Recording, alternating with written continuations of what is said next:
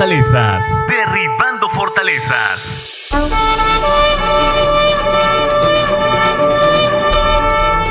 Porque las armas de nuestra milicia no son carnales, sino poderosas en Dios para la destrucción de fortalezas, derribando argumentos y toda altivez que se levanta contra el conocimiento de Dios y llevando cautivo todo pensamiento a la obediencia a Cristo. Derribando fortalezas.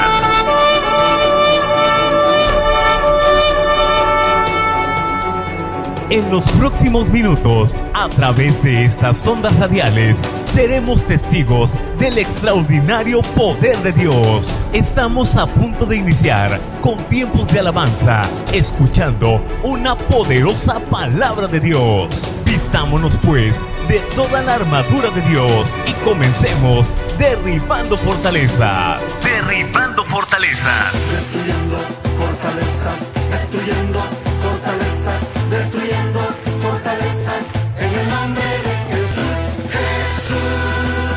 El lugar donde oyereis el sonido de la trompeta, reuníos allí con nosotros. Nuestro Dios peleará por nosotros. Derribando fortalezas. Comenzamos. Comenzamos. Destruyendo fortalezas, destruyendo fortalezas, en el nombre de Jesús, Jesús.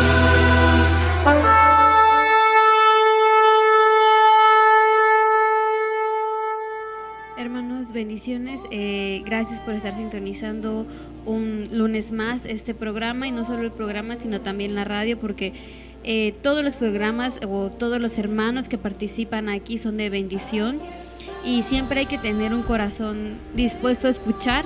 Y lo digo porque a veces nos pasa, incluyéndome, que nos aburre o no queremos por X cosa, ¿no? Entonces es de bendición saber que ustedes nos están escuchando el día de hoy, porque también nos ayuda a nosotros, nos edifican, nos ayudan a crecer y a seguir confiando en Dios. Entonces, el tema que quisiera compartir con ustedes el día de hoy, yo le puse o lo titulé La importancia de conocer a Dios. Entonces, en otras palabras, y es como se va a ir desarrollando el tema, es la importancia de conocer a Jesucristo. Entonces, yo lo fundamenté en el versículo, o todo empezó más bien, porque no es de ahorita, sino que he visto que Dios ha empezado esto desde el día en que yo creí en Él, desde el día en que Él me dio esta fe para que yo pudiera creer en Jesús, con el versículo de Juan 17:3. Si tienen su Biblia, hermanos, para que puedan leerlo y para que puedan ver que lo que estamos compartiendo con ustedes el día de hoy es bíblico, está fundamentado, y pues que no simplemente estamos agarrando versículos al azar. Y dice: y esta es la vida eterna, que te conozcan a ti, el único Dios verdadero, y a Jesucristo, a quien has enviado. Entonces ese es el versículo con el que quisiera comenzar, o con el que fundamentamos este tema. Y yo sé que parece no sé, innecesario preguntar quién es Jesucristo, porque en algún momento yo sentí que Dios me hizo esta pregunta y yo arrogantemente dije, o sea, como obvio, Jesucristo pues es Jesús, ¿no? Como si yo supiera algo sobre Él, o como si lo supiera todo, y como si tuviera la respuesta a esa pregunta. Obvio no lo dije en voz alta, no había nadie ahí, simplemente estaba en mi casa y vi un estudio que decía quién es Jesucristo, y yo dije, ay, ¿cómo van a preguntar quién es Jesucristo? Pues es Jesús. Y ya continué con mis cosas, ¿no? En ese entonces yo era una persona tibia en la iglesia, y era un estado del que Dios quería sacarme, y creo que por mi misma condición contesté de esa forma.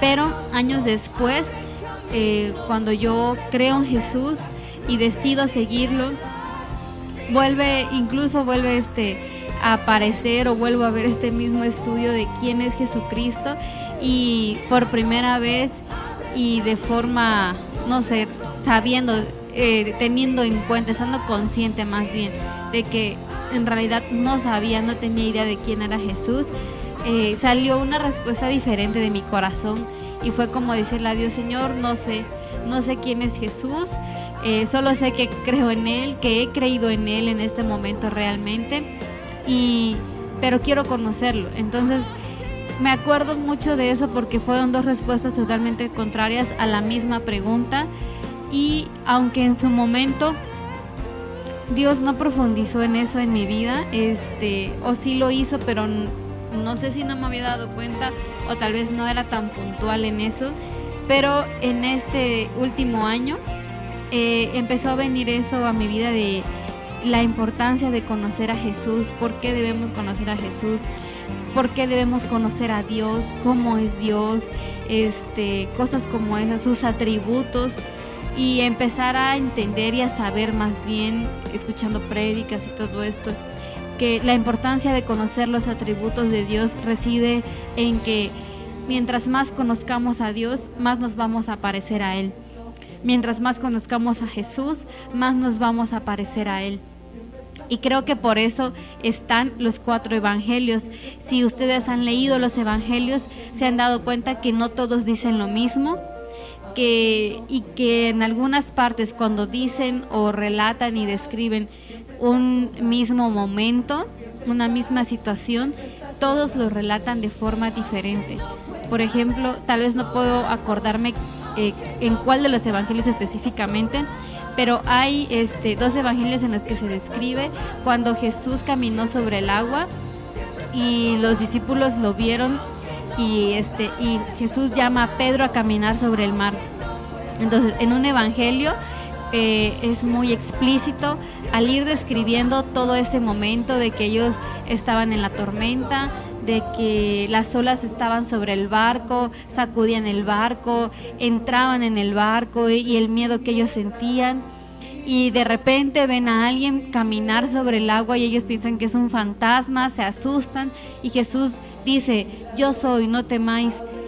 Y creo que es en ese contexto, en ese relato, donde Jesús le dice a Pedro que camine sobre el agua, porque Pedro le dice: Señor, maestro, si eres tú, dime ahora que yo camine sobre el agua. Entonces él le dice que lo haga, y es donde Pedro, y donde hemos leído nosotros, donde Pedro agarra y baja del barco y camina, ¿no? Y ya conocemos toda la historia, se hunde, Jesús lo saca, lo regresa al barco, ¿no? Y eso es todo una enseñanza, ¿no? Muy aparte de lo que vamos a aprender hoy. Pero hay otro evangelio en el que solo dice que Jesús venía sobre el agua y que ellos tuvieron miedo y entró. Y no explica más cosas, no da más detalles, más bien no es que no los explique, sino que no da más detalles. Esto no quiere decir que hay algo mal en los evangelios, no quiere decir que a uno se le olvidó escribir lo que el otro puso, y tampoco quiere decir que que eso invalida la veracidad de la Biblia y por supuesto de los evangelios, sino al contrario, eso hace todavía aún más veraz que la Biblia es verdadera, que no es un simple libro de ficción, sino que todo lo que dice es verdad, porque nos está diciendo que 2 personas totalmente diferentes están describiendo el mismo momento de formas diferentes. Tampoco quiere decir que no es el Espíritu Santo quien lo inspiró, sino que usando la personalidad de cada uno empieza a inspirar esas palabras en ellos, ¿no? Así que los evangelios nos dan perspectivas diferentes de la persona de Cristo.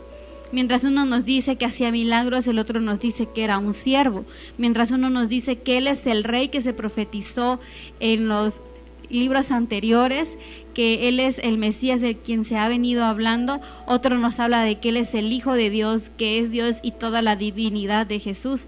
Entonces, todas estas partes que parecieran no estar completas de los evangelios se complementan al unirlos todos. Así que de esta forma nosotros podemos conocer mejor a Jesús, y por eso es que están de esa forma, para que nosotros lo conozcamos más profundamente de lo que lo conocemos ahora, de lo que lo conocimos cuando nosotros creímos en Él, ¿no? Ahora, entonces es importante saber que a todos se nos hará esta pregunta en algún momento, y es importante contestarla, ¿no? Porque de esto va a depender tal vez probablemente nuestra eternidad. Es como la pregunta que se le hizo a Pedro, más bien sería esa pregunta, cuando Jesús le dice a los discípulos: ¿quiénes dicen ellos que soy yo? Y entonces los discípulos empiezan a responder: pues unos dicen que eres el Mesías, que eres Elías, otros dicen que eres Juan, y empiezan a dar respuestas. Y luego Jesús se dirige a Pedro específicamente y le pregunta: ¿quién dices tú que soy yo? Y entonces él, por medio de una revelación divina, porque no fue él, fue el Espíritu Santo quien se lo reveló, que es lo que yo les decía de la fe. No es nuestra fe, sino es la fe que Dios nos da para creer. Dice: tú eres el Cristo, el Hijo del Dios viviente. Y es ahí donde él cree en Jesús. Bueno, tal vez no en ese momento, pero ahí es donde él lo dice con sus labios. Entonces, por eso es importante conocer a Cristo, ¿no? Y aquí también tengo otros puntos de por qué es importante conocer a Jesús. El primero es que necesitamos conocerlo como nuestro Señor. Entonces, como nuestro Señor y también como nuestro Salvador. Y quisiera que viéramos Colosenses 1:17 para que podamos entender no solo por qué es nuestro Señor, sino qué lo hace Señor, o sea, por qué Él es Señor de nuestra vida y qué significa eso, ¿no? Entonces, Colosenses 1:17 dice: y Él es antes de todas las cosas, y todas las cosas en Él subsisten. Es del 17 al 19. Y Él es la cabeza del cuerpo, que es la iglesia, el que es el principio, el primogénito de entre los muertos, para que en todo tenga la preeminencia, por cuanto agradó al Padre que en él habitase toda la plenitud. Aunque en este momento no vamos a estudiar este versículo a fondo, porque creo que son muchísimas cosas que ni aún yo entiendo en este momento, pero sí puedo ver que en todo este versículo Dios le está dando esa autoridad, todo ese señorío, por el hecho de que Él vino aquí, se despojó de ser un Dios, de ser Dios, y se hizo hombre para poder salvarnos, ¿no?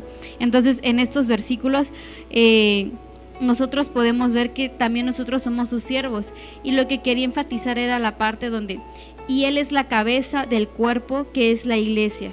Entonces, si Él es la cabeza de nosotros, que somos la iglesia, porque la iglesia no es la estructura, sino somos nosotros, entonces Él es el Señor de nosotros, porque Él es el que nos dice qué hacer, el órgano que coordina nuestro cuerpo, lo que le dice a nuestros brazos que agarren un vaso de agua, que agarren el teléfono, que comamos, que nos llevemos la cuchara del plato a la boca, todas estas cosas, que el órgano que le dice a nuestras piernas que caminen, o que bajemos una banqueta, o que nos hagamos a un lado para esquivar un hoyo, o si un carro viene, y ese tipo de cosas, es nuestro cerebro. Entonces, el órgano que coordina todo nuestro cuerpo, el que dice qué hacer, y el que podríamos decir como el que manda, es nuestro cerebro. Entonces, si Cristo es la cabeza y nosotros somos el cuerpo, entonces Él es Señor de nuestras vidas al momento en que nosotros hemos decidido creer en Él. También está Filipenses 12, 9 al 11.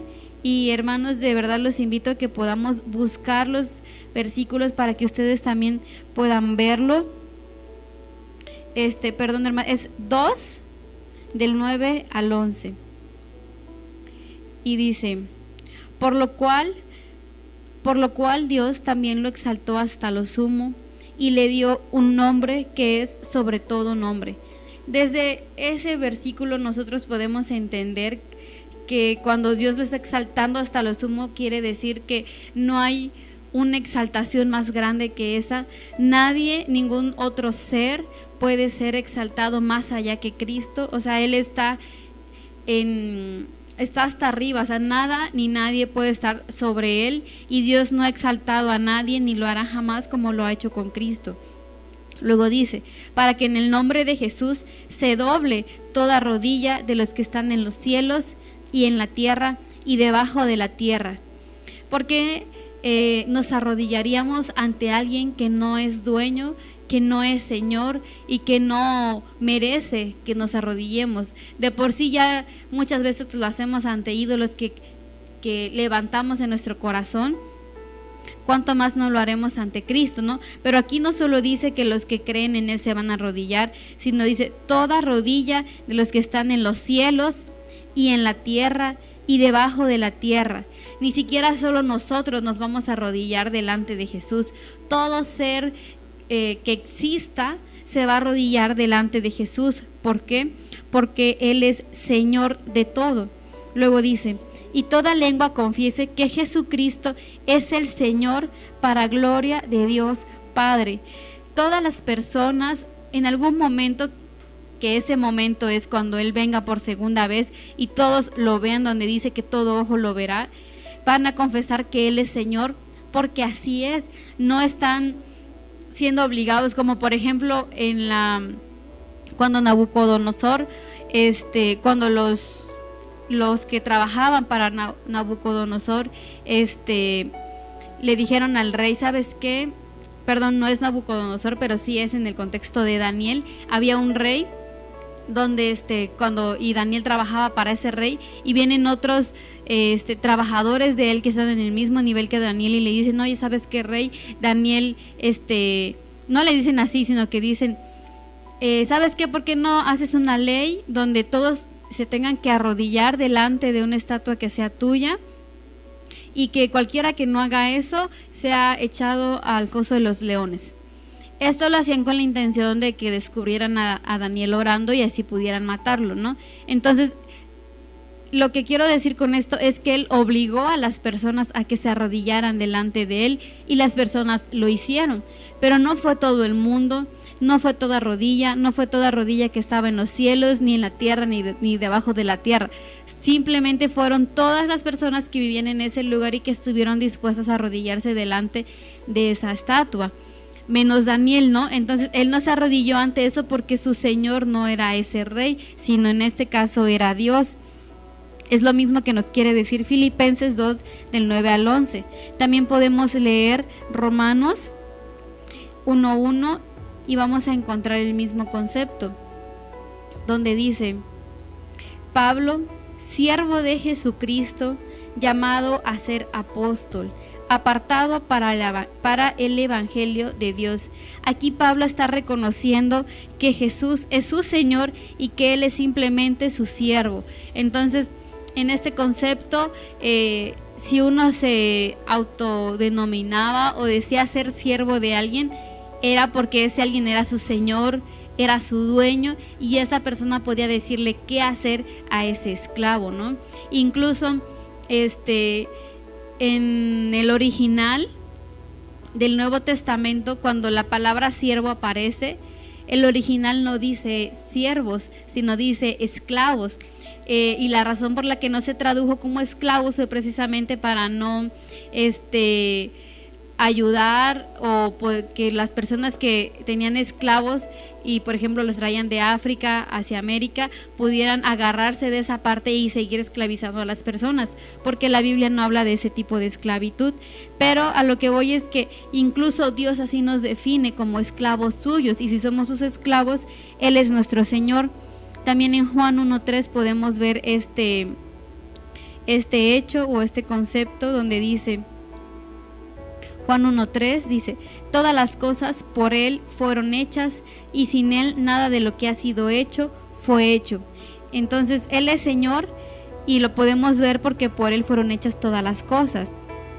Entonces, con estos versículos podemos entender y ver que Jesús es el Señor, y nos puede quedar aún más claro por qué es Señor. No es simplemente decir que lo es, sino poder encontrar versículos en la palabra que puedan ayudarnos a fundamentar esta verdad.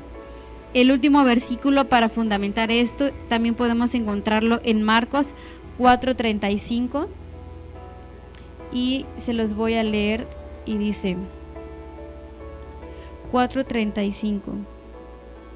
Amén. Dice, aquel día, cuando llegó la noche, les dijo, pasemos al otro lado.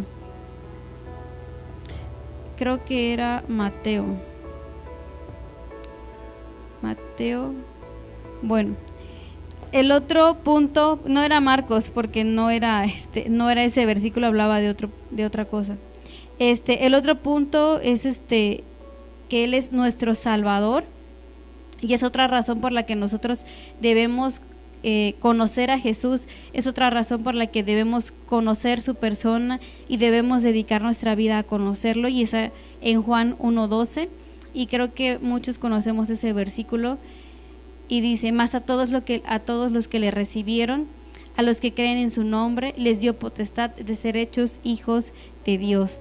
Entonces Él es nuestro Salvador. Y también en Romanos 10:9, donde encontramos que si confesamos con nuestra boca que Él es si confesares con tu boca que Jesús es el Señor y creyeres en tu corazón que Él le levantó de los muertos, serás salvo. Eso es lo que podemos encontrar en Romanos 10:9, y es donde podemos ver que Él es nuestro Salvador, que fue Él quien nos ha salvado y no nosotros mismos. Otra razón por la que debemos conocer a Jesús y su persona es que no solo es nuestro Salvador, o sea, no nos salvó simplemente del infierno o de los pecados o de cualquier otra cosa que tal vez pudiéramos imaginar, sino que Jesús nos está salvando de la ira de Dios. Y esto lo escuché hace ya como un año, precisamente en la prédica de una estación de radio, donde el hermano preguntaba, ¿de qué nos está salvando Jesús? Y yo decía, pues del infierno, ¿no? O sea, es obvio.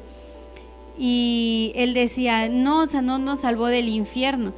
Y no es que no nos haya salvado del infierno, porque también dice, pero principalmente Juan 3:36 dice que Él nos ha salvado de la ira de Dios, y dice: el que cree en el Hijo tiene vida eterna, pero el que rehúsa creer en el Hijo no verá la vida, sino que la ira de Dios está sobre él.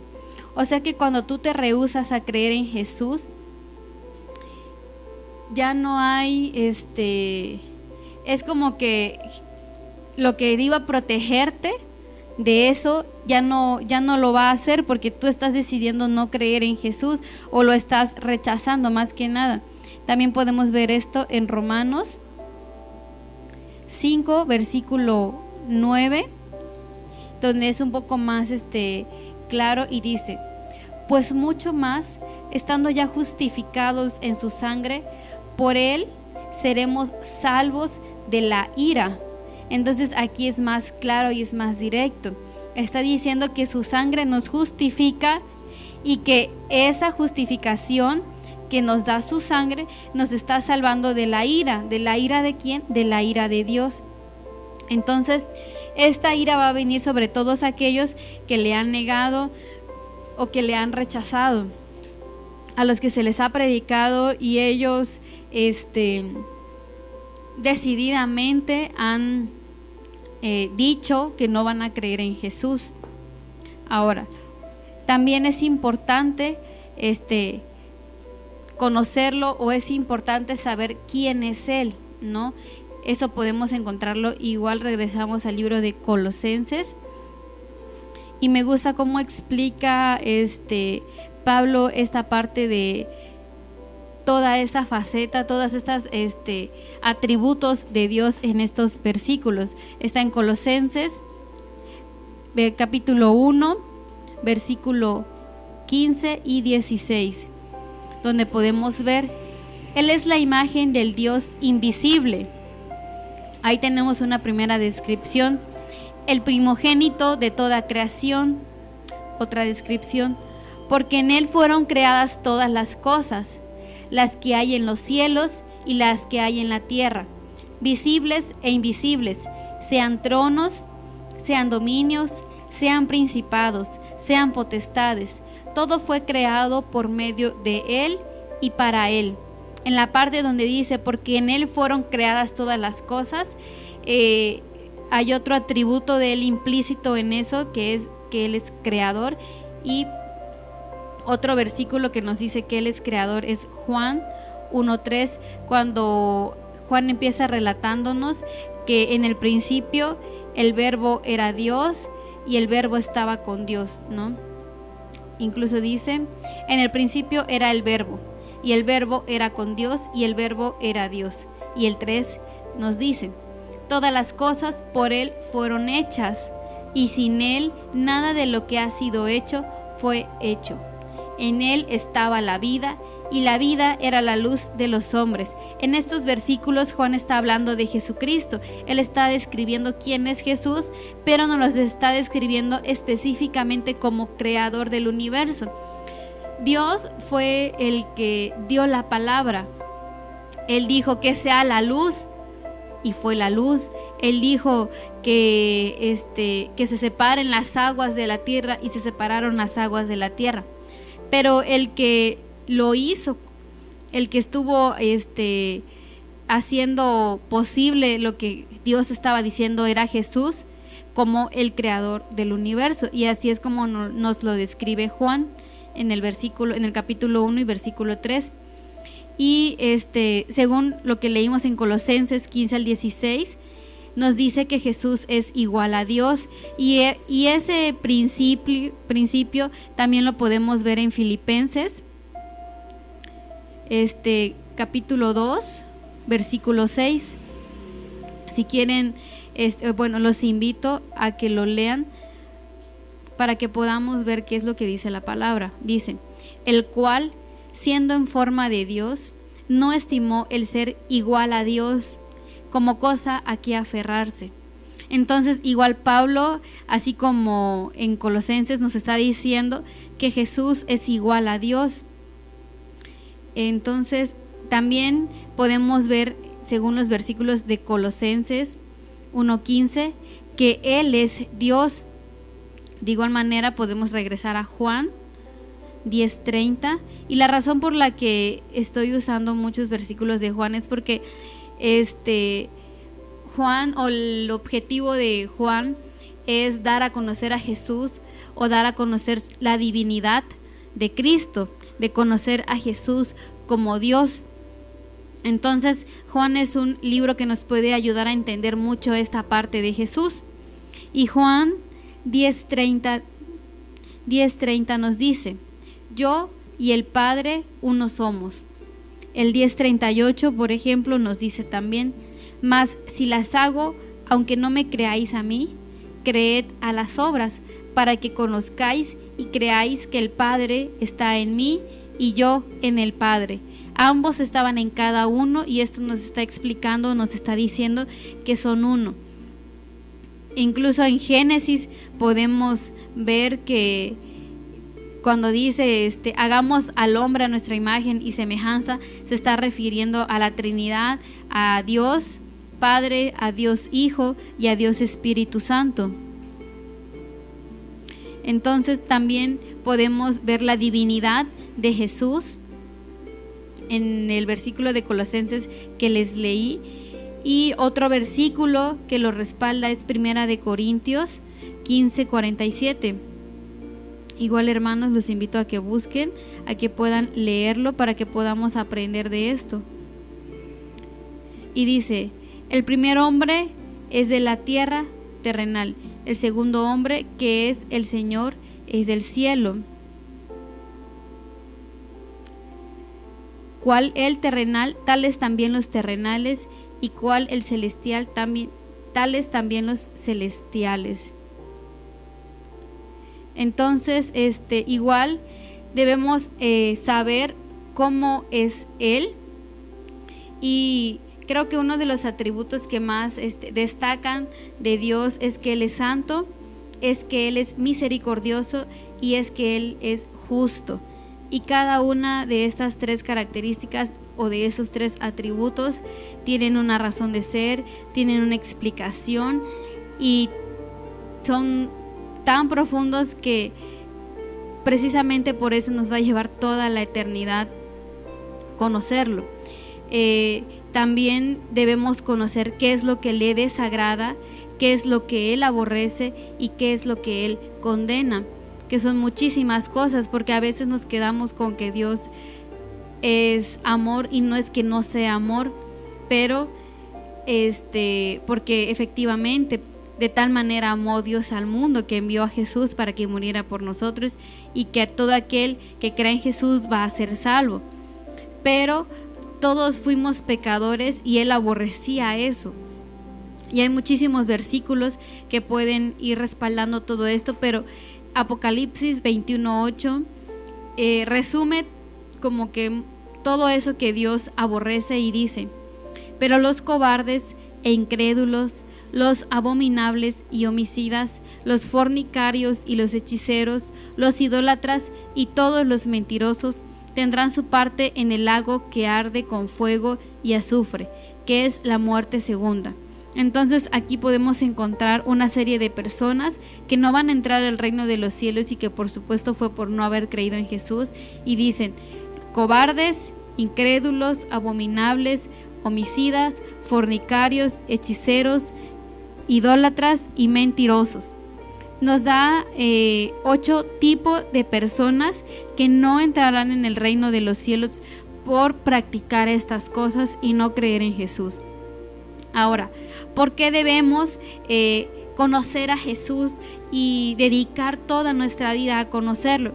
Principalmente fue por el versículo que leí al principio de Juan 17:3, que de verdad, hermanos, cuando yo lo escuché fue en una entrevista a un hermano, porque este hermano siempre que predica parte de lo mismo, de quién es Jesús, de lo que Él hizo en la cruz, y al final de cuentas de eso siempre salen todos sus temas. De cualquier tema que hable siempre sale de que Jesús murió en la cruz, de que Él fue perfecto, de que no cometió ningún pecado, y de que esa muerte, ese sacrificio que nos salva. Y él decía: ¿por qué siempre empiezo con lo mismo?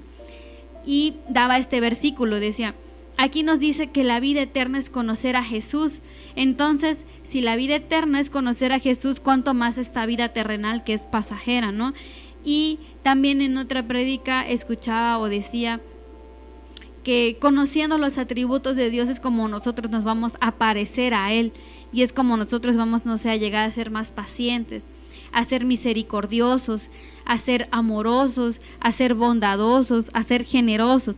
Toda esta parte que Dios nos pide ser, que Dios nos pide hacer, por ejemplo, nuestra relación con los hermanos, con la iglesia, donde nos dice que nos amemos los unos a los otros, donde dice que procuremos la paz.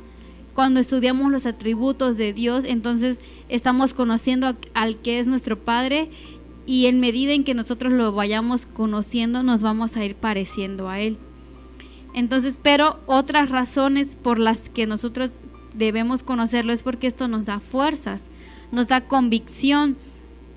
Y precisamente ayer con mi mamá escuchábamos una prédica donde se hablaba de Jesús como el león de Judá y como el cordero, y cómo es que Jesús puede ser ambos al mismo tiempo. Y si no lo hubieran explicado de esa forma, yo nunca me hubiera dado cuenta que es cierto. A veces la Biblia describe a Jesús como un cordero, que es cuando fue a la cruz, pero cuando venga, la Biblia lo describe como el león de Judá. Entonces, en Apocalipsis hay un capítulo en donde lo describe como ambas cosas. Y el hermano se iba desenvolviendo en este capítulo, y nos impactaba saber que Jesús tenía todas estas características de un cordero que calladamente fue a la cruz, pero también de un león, ¿no? Entonces, todo esto nos da convicción porque conocemos más quién es nuestro Salvador. Ya no obedecemos ni ya no nos comportamos como debe ser porque sentimos culpa de dónde nos sacó, sino lo obedecemos y lo seguimos porque nos admira su persona, porque estamos conociéndolo y nos damos cuenta de que no hay nadie más grande, más perfecto, más santo que Él. Jamás nadie se le podrá comparar. Cuando yo estaba en la universidad, recuerdo que tenía un maestro, es un doctor, y él siempre es una persona que cada que nos daba un tema, siempre volvía casi a lo mismo, a lo básico, y todos mis compañeros se quejaban de que siempre repetía lo mismo, que es algo parecido al hermano que escuché decir de por qué siempre repite quién es Jesús. Y el doctor una vez nos explicó: ¿por qué siempre les repito lo mismo? Me preguntaba a mí ya una compañera. Porque si ustedes no entienden la base de toda esa, que en este caso era anatomía, si ustedes no entienden toda la base de toda esta materia, ¿cómo quieren entender otros temas que van a salir de O sea, tienen que saber bien cómo se conforma el cuerpo, y ya nos daba una serie de explicaciones, ¿no? De razones. Y me acordaba precisamente de este otro predicador que decía, él hace lo mismo y tiene el mismo fundamento. Obvio, él tiene un fundamento eterno, y el doctor, pues, aunque es en un ámbito de la medicina y del cuerpo humano, pues es algo temporal. Pero a lo que quiero llegar es que el fundamento, qué tan importante es conocer el fundamento, la base de lo que estamos estudiando. En mi caso en la carrera, y de lo que estamos creyendo con respecto a nuestra fe. Entonces, conocer a Jesús nos da convicción, conocer a Dios nos ayuda a tener convicción para continuar en esta carrera. Así que si nos da convicción, esta convicción nos va a ayudar a afrontar las pruebas. También nos va a ayudar a aferrarnos a las promesas que Él nos da. Por ejemplo, mira que te mando que te esfuerces y seas valiente. Nunca vamos a obedecer eso si nosotros no conocemos quién nos está diciendo que nos esforcemos, quién nos está diciendo ve y pelea, ve y no tengas miedo, ve y obedéceme. O sea, ¿cómo vamos a hacerlo si no lo conocemos, no? Es exactamente lo mismo que le decimos a los niños: no te vayas con ningún extraño. Entonces, si un extraño va y le dice a un niño, hey, haz esto, pues no lo van a obedecer porque no lo conocen, no saben quién es, no saben si es confiable, si se los va a llevar o cuáles son sus intenciones. Entonces, conocer a Dios, sus atributos y toda su persona nos da esta convicción y nos ayuda a aferrarnos a sus promesas. Cuando nos dice, yo estaré con ustedes hasta el fin del mundo, no teman porque yo los ayudo, yo te tomo de tu mano derecha. Todas esas promesas que Él nos da, las podemos agarrar y nos podemos aferrar a ellas si nosotras conocemos a Jesús. Y todo eso nos ayuda a llegar a la meta. Es donde Pablo nos dice que ha peleado la buena batalla, ha ganado la carrera. Entonces, con todo esto podemos ver que de verdad jamás vamos a terminar de conocer a Cristo, ni en esta vida, ni en la vida eterna. Yo no creo que nosotros seamos capaces de poder conocer todo lo que es Jesús.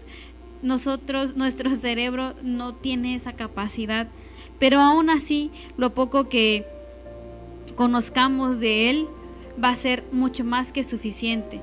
Pero cada día hay que conocerlo más y esforzarnos más, porque el punto es no conformarnos con ver simplemente la superficie, ¿no?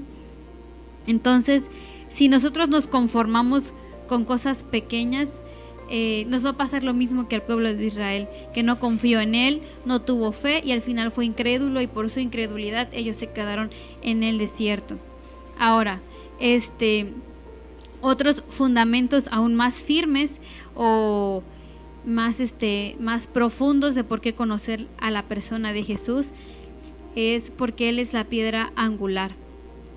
Entonces, es lo que les decía, es importante conocer nuestro fundamento, nuestras bases, para que podamos saber en quién estamos creyendo, a quién le estamos creyendo, por qué incluso nos va a ayudar a no hacer preguntas cuando Él nos ordene hacer algo, porque confiamos en Él totalmente. Sabemos que Él no nos va a pedir nada malo, sabemos que Él no nos va a pedir nada que nos haga daño. Incluso Jeremías, creo 29:11, dice que Él tiene planes de bien y no de mal para darnos un futuro y una esperanza. ¿Y cómo vamos a aferrarnos a esa promesa? Conociendo a Dios, ¿no?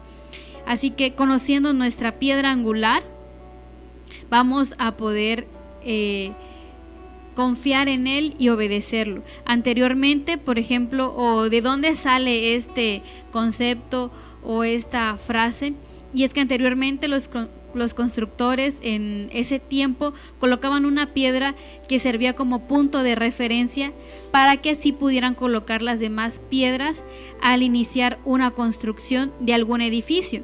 A esto se le llamaba piedra angular. Entonces, la primera era de la que dependía toda la estructura.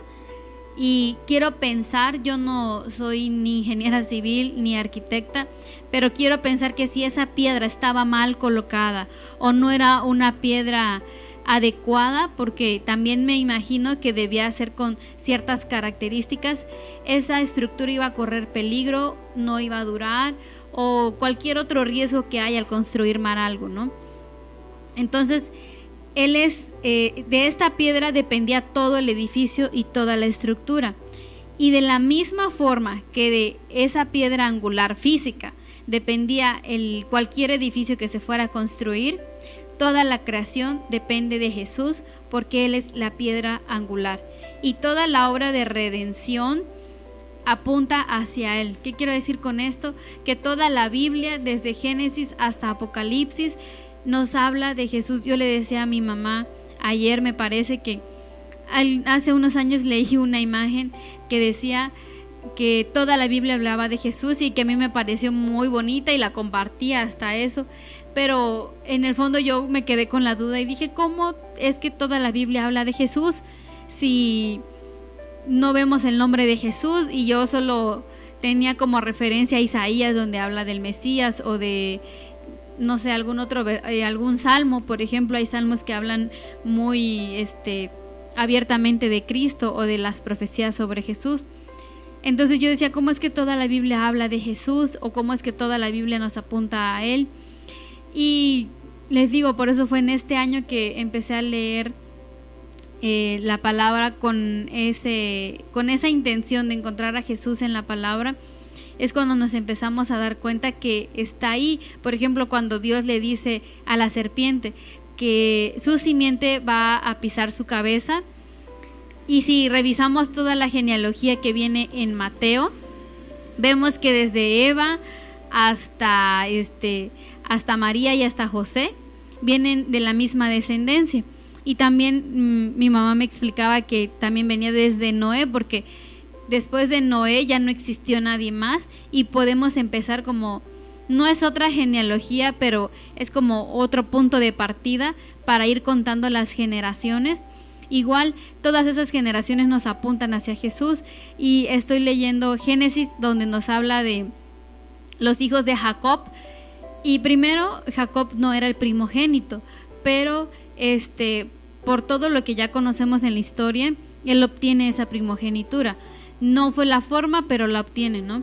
Luego tiene sus 12 hijos, que son los 12 patriarcas, y en otras partes de la Biblia se profetiza que Jesús va a venir de la tribu de Judá, pero Judá es uno de los hijos de Jacob, y él no es el primer hijo. No recuerdo si es el tercero o el cuarto, pero hay otros hijos antes que él. Y yo dije, bueno, ¿cómo es que viene de la tribu de Judá si Judá no es el primogénito? Y luego leyendo Génesis nos damos cuenta que los primeros hijos empezaron a cometer ciertos pecados que les iban quitando ese derecho a la primogenitura.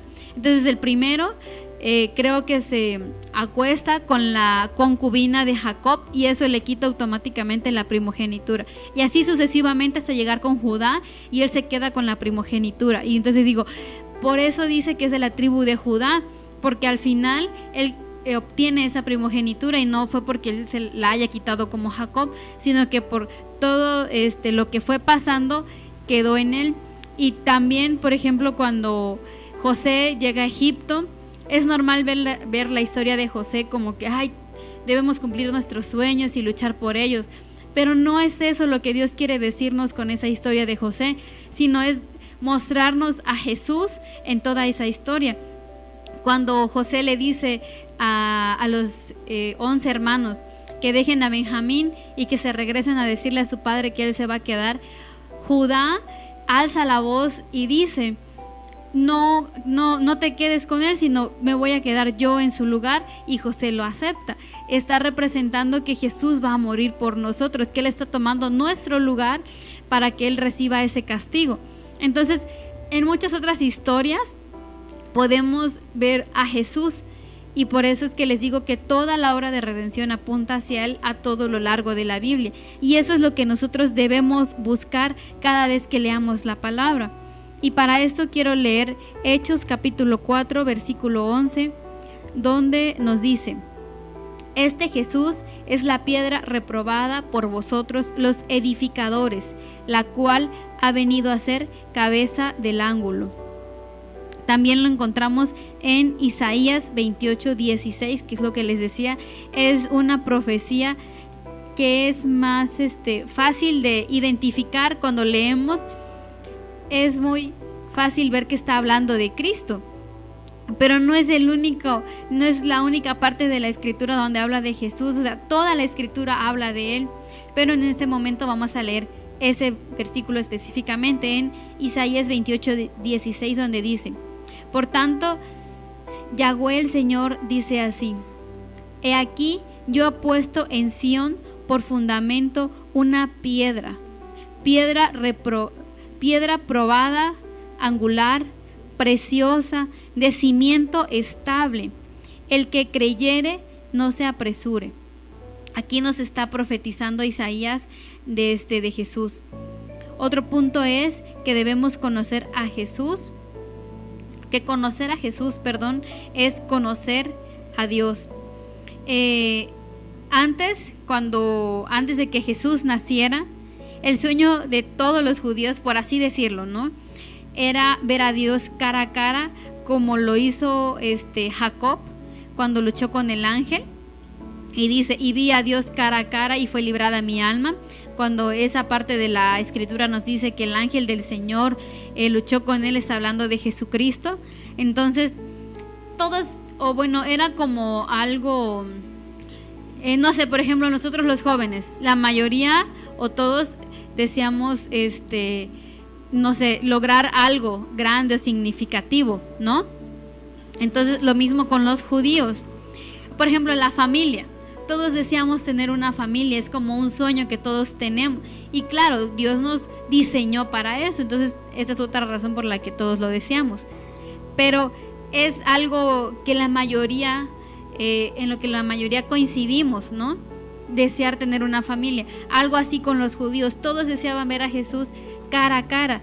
Y no solo como Jacob, sino también como Moisés, cuando le dijo: muéstrame tu gloria, y Dios tuvo que ponerlo detrás de una piedra para que él no muriera. Entonces, eran personas que habían, por alguna razón, y obviamente sin no tuvo que ver ningún mérito de ellos lograron ver a Dios, ¿no? Entonces, esto era lo que ellos querían ver. Entonces, nosotros en Jesús tenemos la misma oportunidad que tuvo Jacob y que tuvo Moisés y que los judíos deseaban, pero que aquellos que no creyeron en Jesús, que no quisieron creer en él, a pesar de toda la evidencia, a pesar de todos los milagros, a pesar de cómo él era, o sea, ellos no pudieron verlo, pero nosotros sí podemos hacerlo. Y eso es lo maravilloso, que es algo que antes no podía hacer cualquiera, porque solo los sacerdotes podían entrar al lugar santísimo, primero al lugar santo, pero al lugar santísimo solo podía hacerlo un sacerdote, y era una vez al año. No era algo que hicieran de manera casual, como lo mencionábamos en el servicio de jóvenes el sábado. No era algo de: sí, hoy me toca entrar al lugar santísimo.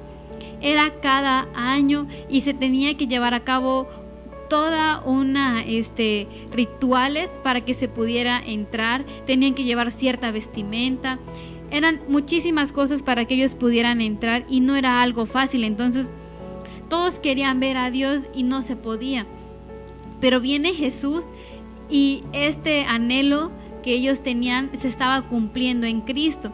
Lamentablemente muchos no creyeron en él y no pudieron ver esto que ellos anhelaban. Y Juan 14:9 dice: Jesús le dijo: ¿tanto tiempo hace que estoy con vosotros y no me has conocido, Felipe? El que me ha visto a mí, ha visto al Padre. ¿Cómo pues dices tú: muéstranos el Padre? Y el 10 dice: ¿no crees que yo soy el Padre y el Padre en mí? Incluso en esa pregunta podemos ver que Jesús es Dios.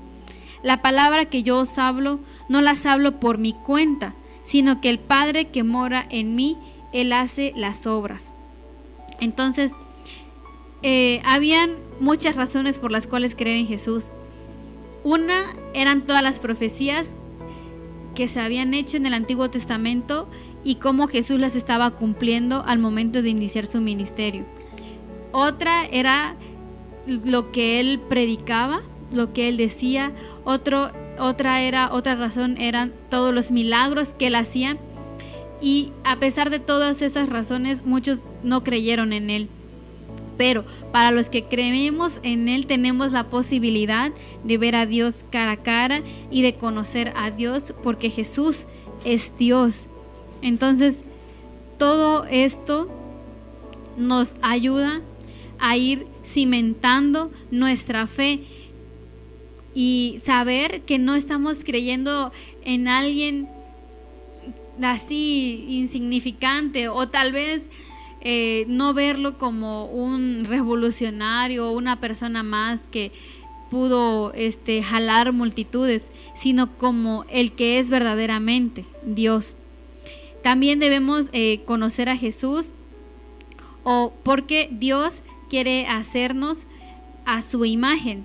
El Padre quiere hacernos a la imagen de Jesús. Ese es un propósito por el cual estamos aquí. Creo que fue el primer tema que compartimos o que compartí, de cuál es nuestro propósito, cuál es la razón por la cual estamos aquí. Y es que una es alabarle, adorarle, y la otra era servir, era servir a los demás, pero una de ellas era ser más como Cristo. Nuestro propósito aquí en la tierra es ser como Jesús, es parecernos a Jesús, es reflejar a Jesús, porque Jesús es nuestro modelo ideal.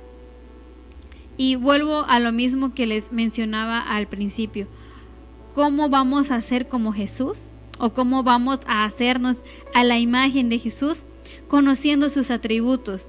Queremos ser pacientes, estudiemos a Jesús y estudiemos la paciencia que Dios tenía con su pueblo y toda la paciencia que Dios muestra a lo largo de su escritura.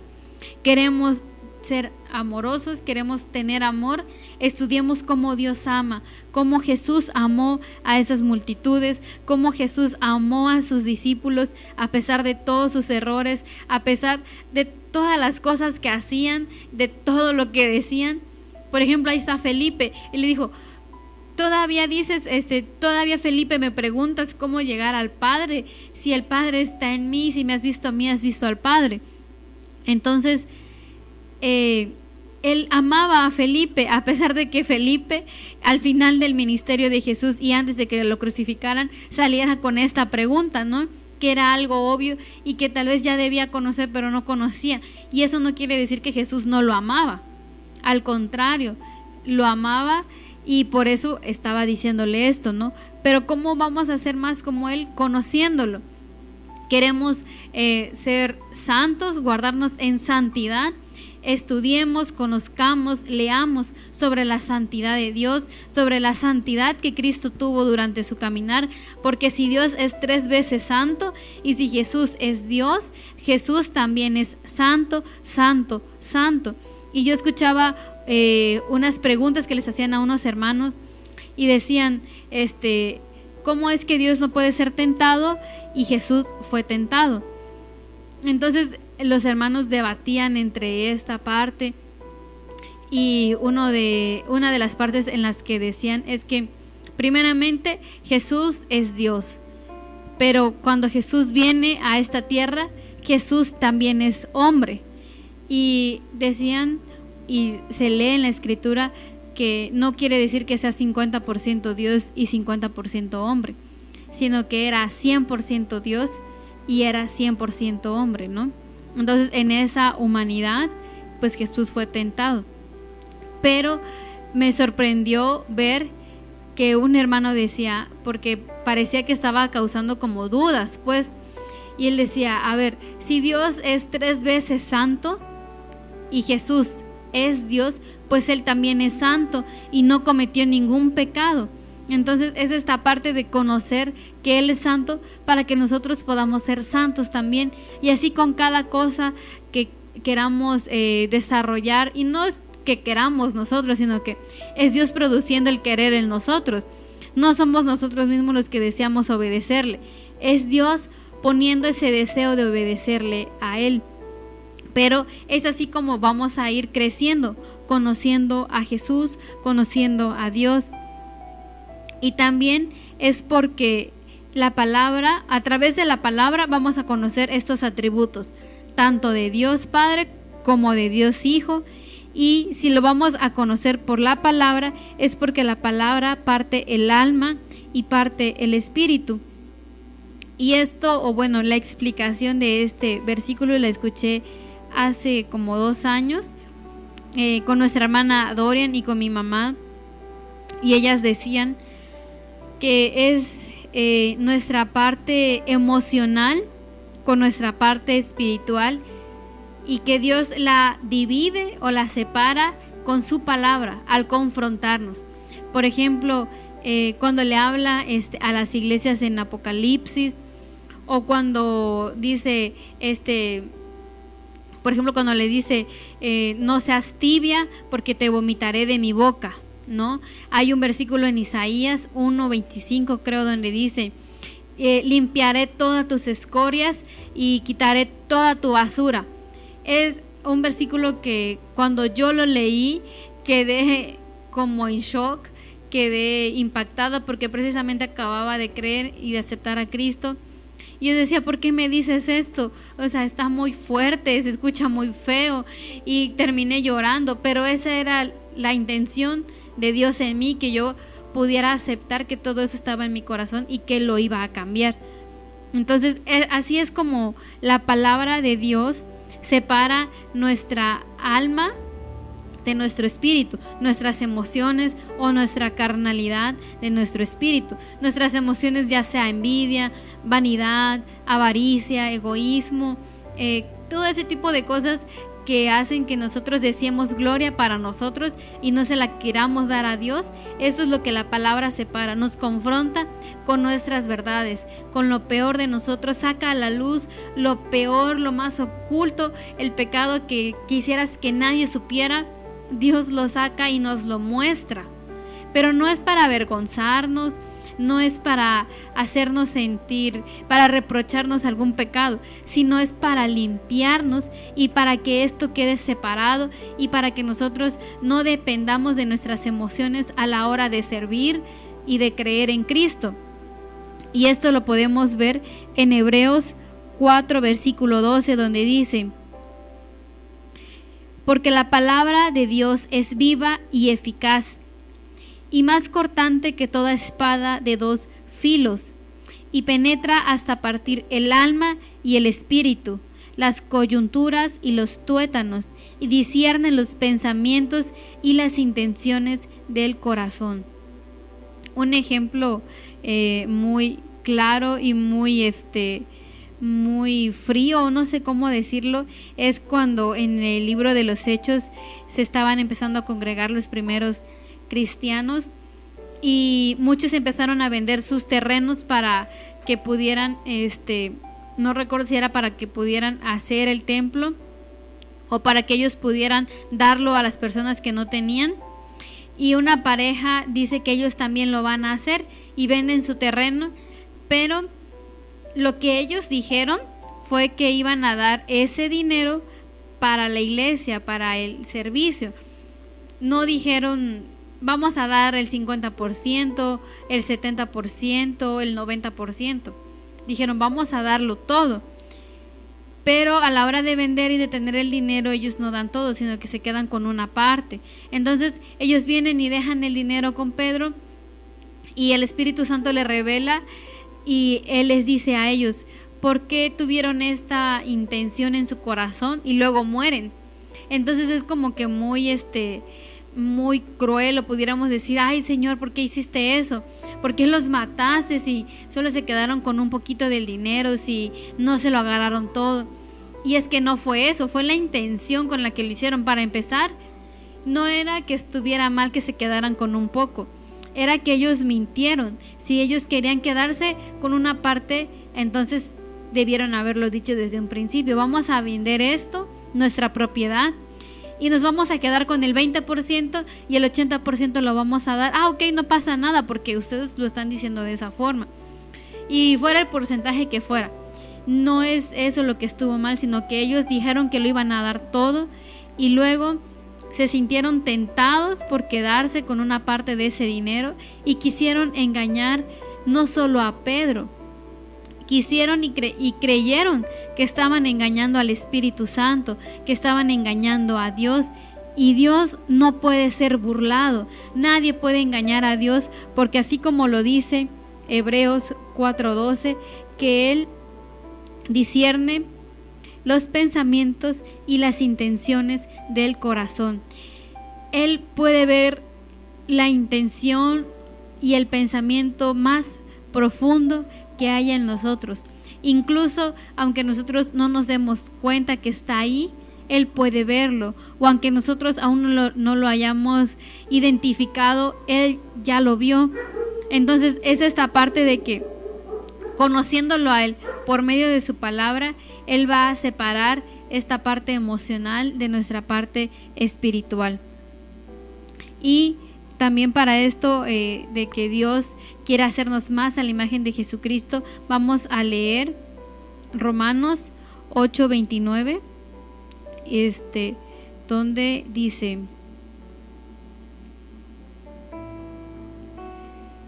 amén. Dice: porque a los que antes conoció, también los predestinó para que fuesen hechos conforme a la imagen de su Hijo, para que Él sea el primogénito entre muchos hermanos. Entonces en esta parte dice: para que fuesen hechos conformes a la imagen de su Hijo. O sea que Dios nos predestinó, pensó en nosotros antes de la fundación del universo, para que nosotros fuéramos como Jesús. Esa es la razón por la que Él pensó en nosotros, para que fuéramos como Jesús. Y la última oración que dice: para que Él es el primogénito entre muchos hermanos, vuelve a confirmar el señorío de Jesús. Y finalmente, lo que Dios quiere y pide de nosotros con esto es que nosotros nos comprometamos a conocerlo más cada día, a ver quién es Él, como las preguntas que yo les ponía al principio: quién es Él, cómo es, cuáles son sus atributos, lo que le desagrada, lo que aborrece, lo que condena. Incluso hay versículos en Proverbios donde puede que nos confronten o que no entendamos al principio, pero dice que Él aborrece a los pecadores. No solo dice que aborrece los pecados y que ama a las personas, dice que aborrece a las personas que cometen pecado, y lo dice en más de un versículo. Entonces, la importancia de conocer a Dios es eso. Va a evitar incluso que nosotros digamos cosas que no son bíblicas, que nosotros nos confundamos con ciertos versículos o cosas como esas, ¿no? Conocer a Dios y conocer sus atributos y conocer a la persona de Jesús nos va a ayudar a mantenernos firmes, porque Él es la piedra angular. Porque si nuestra piedra angular no es la correcta, no está bien colocada, entonces todo el edificio, todo lo que se construya después de eso no va a estar bien. Y luego Él pide toda nuestra inversión de nuestro tiempo para conocerlo. Porque si la vida eterna es conocer a Cristo, es lo que les decía, cuánto más esta vida. Así que es difícil y es todo un reto, porque yo el sábado compartía con nuestros hermanos, nuestra hermana Nidia estaba predicando sobre la santidad.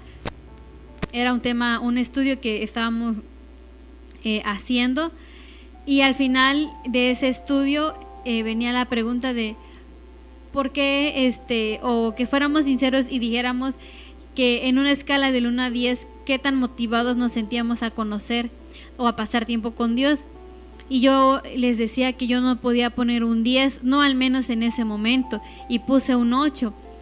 Y luego les dije incluso un 7, pero no estoy diciendo que esté bien, no estoy diciendo que no pasa nada, no, sino que estaba siendo sincera conmigo misma y reconociendo que no siempre queremos, porque nuestra carne quiere entretenerse viendo películas, haciendo otra cosa, comiendo incluso, durmiendo, no sé, cualquier cosa que llame nuestra atención y que nos ayude que nos distraiga, que nos sea como de tentación, y nos diga, ay, es que esto es más divertido que leer la palabra, o me quiero relajar un ratito y ahorita voy a orar. Esa parte, ¿no? De que es difícil porque todo el tiempo vamos a tener obstáculos, ya sea nuestra indecisión, nuestra pereza, nuestra falta de ánimos, pero vuelvo al versículo de Hebreos 4:12, que la palabra separa nuestra alma del espíritu, de que no nos vamos a dejar llevar por nuestras emociones. Es cierto, va a haber días que no vamos a querer orar o que no vamos a querer leer la palabra, pero tenemos que hacerlo. Y yo se lo decía a Dios el domingo y le pedía perdón porque me había dejado llevar por esas emociones o por esos sentimientos de que, ay, más al ratito, o ya no voy a leer tanto tiempo, o ya no voy a orar tanto tiempo, cosas así, ¿no? Entonces es ir en contra de nuestras emociones, porque no son ellas las que nos van a gobernar. Ya no somos esclavos del pecado. El pecado ya no es nuestro Señor y el pecado ya no nos dice qué es lo que vamos a hacer. Antes así era, el pecado nos decía, ay, vamos a dormir todo el día y no vas a ir al servicio hoy. Ah, bueno. O vas a ver este tipo de películas porque pues te van a producir placer. Y uno, bueno. O vas a ser adúltero con tu esposa porque ya no te pone atención, porque ya no te atiende, porque ya no hace esto, porque ya no hace lo otro, y viceversa. Vas a engañar a tu esposo porque todo esto, ¿no? Ya no te pone atención, ya no te dice que te ama, y muchas razones más. Y uno, pensando que es libre, dice, bueno, o sea, no nos damos cuenta que antes el pecado ponía esos deseos en nuestra carne, en nuestra mente, en nuestro corazón, y nosotros le obedecíamos.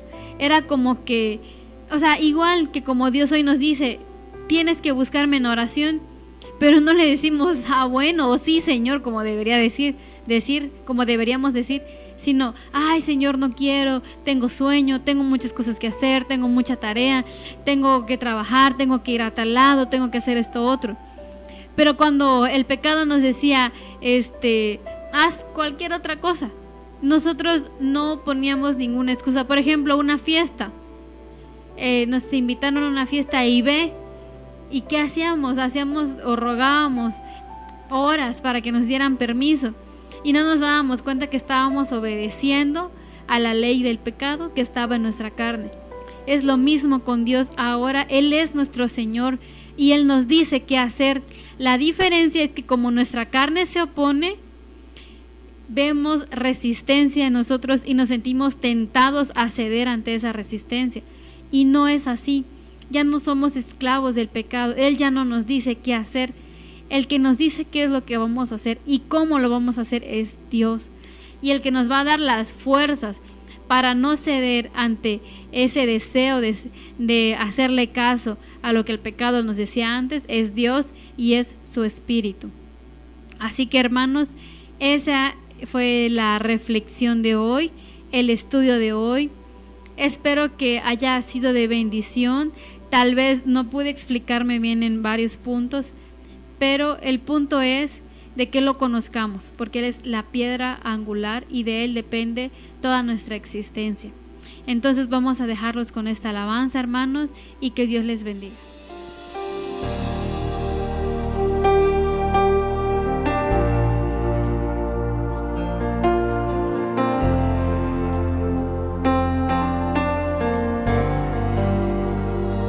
Aquí estás, debemos mover, te adoraré, te adoraré. Aquí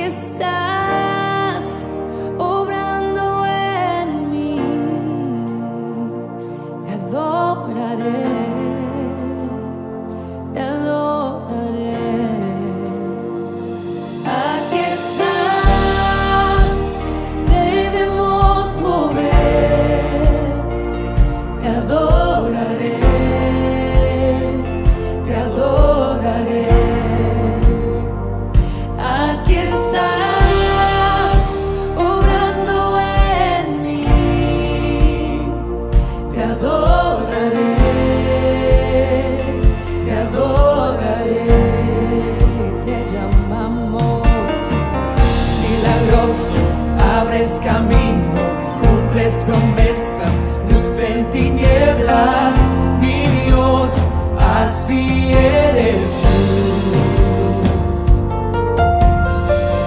Milagroso, abres camino, cumples promesas, luz en tinieblas, mi Dios, así eres tú. Aquí estás, sanando mi corazón, te adoraré, te adoraré. Aquí estás, tocando mi corazón, te adoraré, te adoraré. Te amamos, milagroso, abres camino, cumples promesas, luz en tinieblas, mi Dios, así eres tú. Milagroso, abres camino, cumples promesas, luz en tinieblas, mi Dios, así eres tú. Aquí estás, tocando mi corazón, te adoraré, te adoraré. Aquí estás, sanando mi corazón, te adoraré, te adoraré. Hoy siempre te llamamos, milagroso, abres camino, cumples promesas, luz en tinieblas, mi Dios, así eres tú. Milagroso, abres camino, cumples promesas, luz en tinieblas, mi Dios, así eres tú, así eres tú, así eres tú, así eres tú, así eres tú, así eres tú, así eres tú, así eres tú, así eres tú.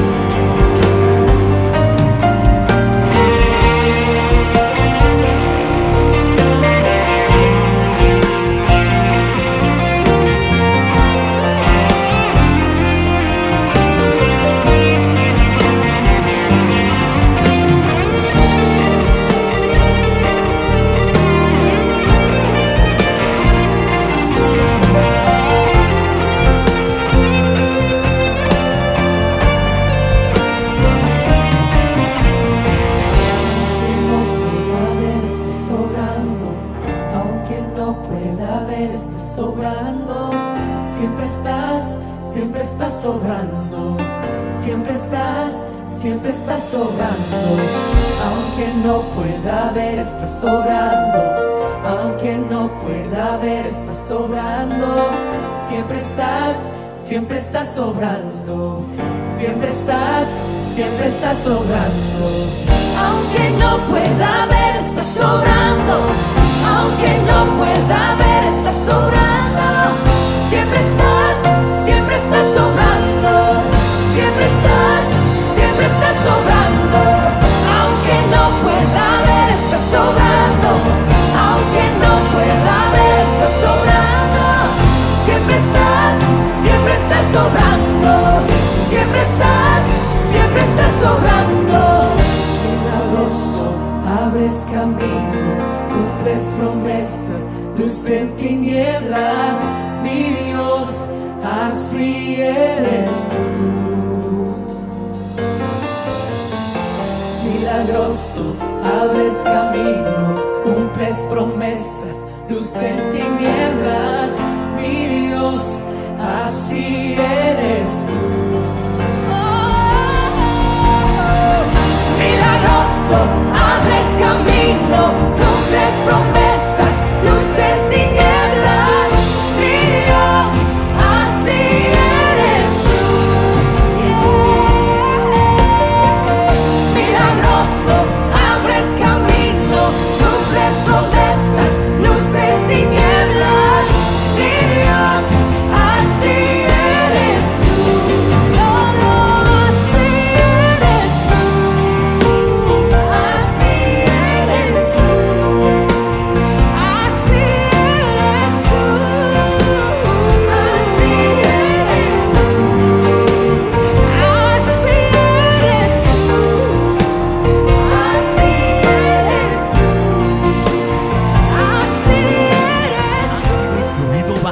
poderosa palabra de Dios. Él te dice: no temas, porque yo estoy contigo. No desmayes, porque yo soy tu Dios, que te esfuerzo. Siempre te ayudaré, siempre te sustentaré con la diestra de mi justicia. Con la diestra de mi justicia. Has escuchado Derribando Fortalezas. Dios te bendiga.